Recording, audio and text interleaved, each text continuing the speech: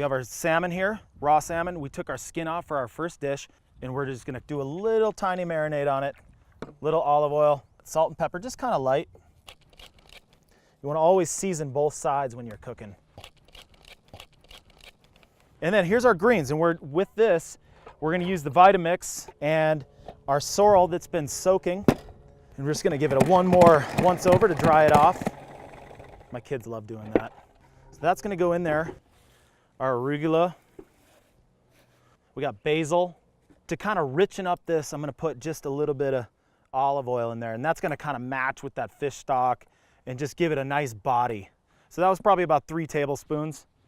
And I have that leftover lemon zest, and that's gonna work really nice on the grill. So now I've cooked off some wild rice that a friend gave me from Minnesota.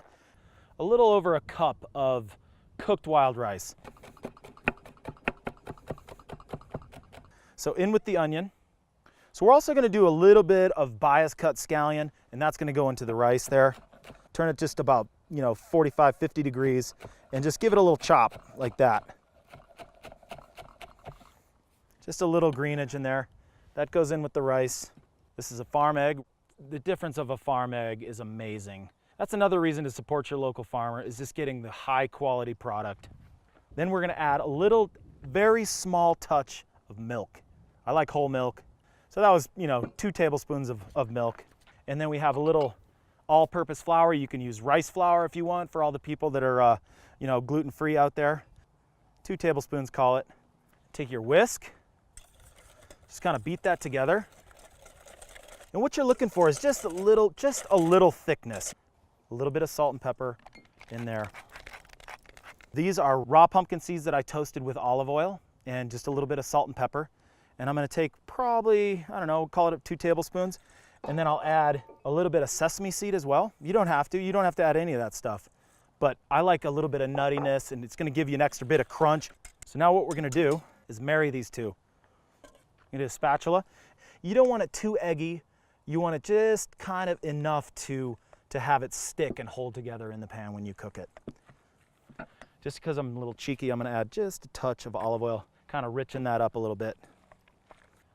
We're gonna go ahead and mark our salmon. When you start to see that white fat coming out of the salmon, that's kind of right where you want to pull it. What we're doing here is we're marking this and cook it to about rare or medium rare. Set it aside, do your other things, get all the stuff in your preparation, in your dish ready to go. We'll put the salmon back on and finish the dish. And then the salmon will be perfectly cooked by then, not overcooked. So now we got red hot coals. Kind of check the pan with the back of your hand here, and that's ready to go. You don't want it too hot. Just a little bit of olive oil in there. Get a spoon and make our little cakes. You want to hear that sizzle in the pan right away, because if you're not hearing that, your pan isn't ready. So you guys can see now that there is brown starting to get around the side, and I think these guys are ready to go. So we're just gonna kind of slowly, you see how that lattice is in there, it's crispy on the outside. That egg is gonna kind of give it a really beautiful, soft, almost custardy-like interior, and give that a little swirl around. You can smell the sesame seed and the pumpkin seeds in there. Have our sorrel, arugula, and basil in there. Take our stock, pour that right on top. And you don't want too much liquid in there. I'm gonna go ahead and put a little touch more salt in there. Turn it on. Oh wait, we're in the field. Let's go blend it. I'm gonna turn it all the way up and then turn it high blast. And look at that, how beautiful and green that is. So let's get back to our dish. That was a long walk. Got our puree done. We're gonna actually make our pea shoot salad first. So we're gonna do just a little tiny bit of lemon zest. We're also gonna take 1 chive blossom and just kind of chop it up just like that. In she goes, nice purple, pretty look to it. And then when you're making little salads and stuff like that, you wanna do the oil first. You wanna kind of coat and protect the pea greens because they are so tender and nice right now. And we're gonna go a little bit of lemon juice as well.